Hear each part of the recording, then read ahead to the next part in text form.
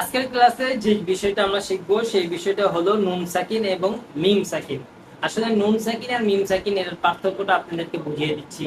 যদি আপনারা দেখেন যে জজমটা, এই জজমটা যদি সব হরফের উপরে আসে, 29টা হরফের যে কোনো একটা হরফের উপরে আসে, তাহলে সেটাকে একবার পড়া লাগে। আর এখানে একটু ভিন্ন হলো নুন আর মিম।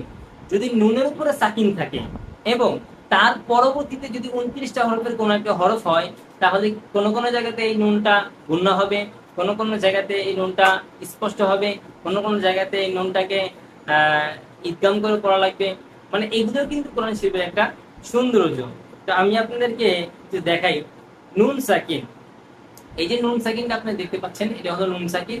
আর এই নুন সাকিনের আরেকটা ভাই, মানে সেটাকে আমরা বলি তানবিন। দুই জবর দুই জে দুই পেশ। আসলে নুন সাকিন আর তানবিন দুইটা একই।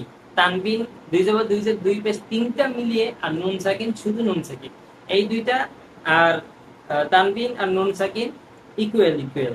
তো আমরা যদি যাই নুনে সাকিন এবং তানবিন, এই এগুলিকে চার প্রকারে পড়া যায়, মানে চারটি ভাগে পড়া যায়, চারটি সিস্টেমে পড়া যায়। এক নম্বর হলো ইকলাব, দুই নম্বর হলো ইদগাম, তিন নম্বর হলো ইজহার, চার নম্বর হলো ইকফা। তো ইকলাব, এই ইকলাব যে আপনারা দেখতে পাচ্ছেন, ইকলাবের একটি মাত্র হরফ, সেটা হলো বা। মানে কি, নুন সাকিন অথবা তানবিনের পরে যদি বা আসে, তাহলে আমাদের গুণনা করা লাগবে। নুন সাকিন এবং তানবিনের পরে বা আসলে আমাদের গণনা করা লাগবে। তারপর আমরা চলে যাই ঈদগাম। ঈদগাম, ঈদগামের মূলত ঈদগামের 6টা হরফ। এই ঈদগাম আবার দুই প্রকারে চলে যায়। একটা হলো আপনার ঈদগামে বা গুণনা, আর একটা হলো ঈদগামে বেলা গুণনা। বা গুণনা, বা মানে উইথ, আর বেলা, বেলা মানে হলো উইদাউট। যদি আমরা বাতে চলে যাই, ঈদগামে বা গুণনা, ঈদগামে বা গুণনার হরফ হলো 4টি। যেমন ইয়া মিম ওয়াও নুন। নুন সাকিন অথবা তানবিনের পরে যদি এই 4টা হরফের কোন একটা হরফ আসে, তাহলে এখানে গুণনা করে পড়া লাগবে, উইথ গুণনা। আর যদি এই নুন সাকিনের পরে অথবা তানবিনের পরে র আসে, লাম আসে, তাহলে কি করা লাগবে না, উইদাউট গুণনা, গুণনা ছাড়া মিলিয়ে পড়তে হবে। আচ্ছা, তারপর ইজহারে যদি আমরা চলে যাই, ইজহারের হরফ 6টি। হামজা, হা, আইন, হা, গইন, খ। এই হলো ইজহারের 6টি হরফ। তারপরে আমরা চলে যাই ইজহার আসলে কি করা লাগবে একটু বলে নেই।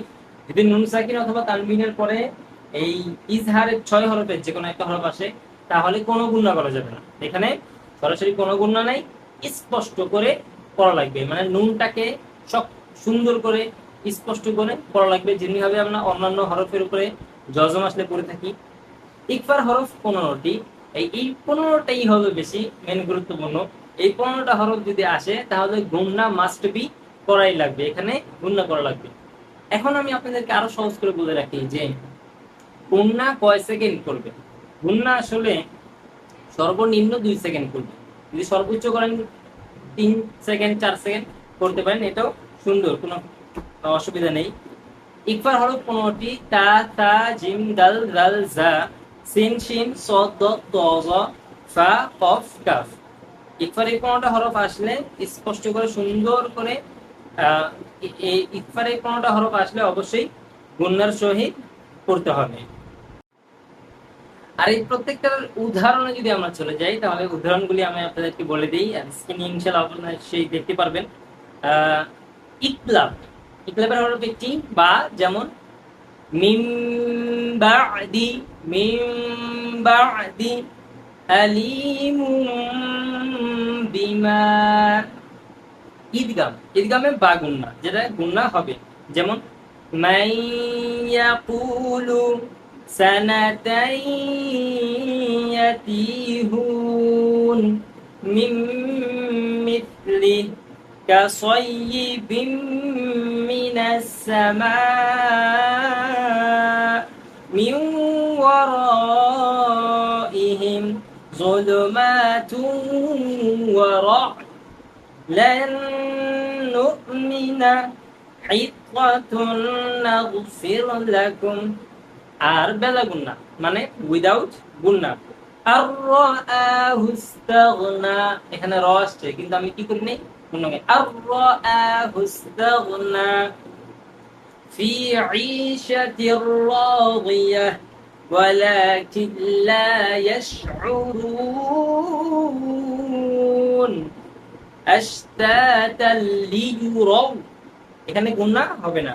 তারপরে যদি চলে যায় ইজহার, একদম স্পষ্ট করে পড়া লাগবে, যেমন এইভাবে আমরা অন্যান্য হরফ করি।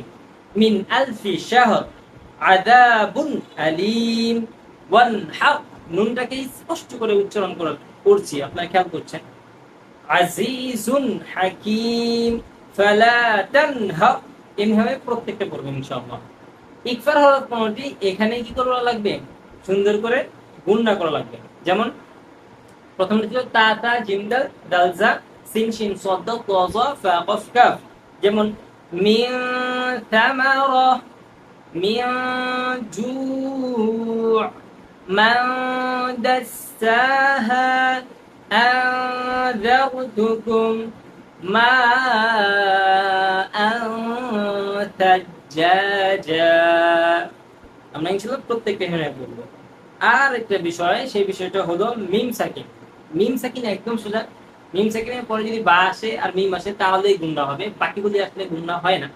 তারপরেও ইজহারের খাস আছে, গায়রের খাস আছে, আমি সেগুলির দিকে যাচ্ছি না।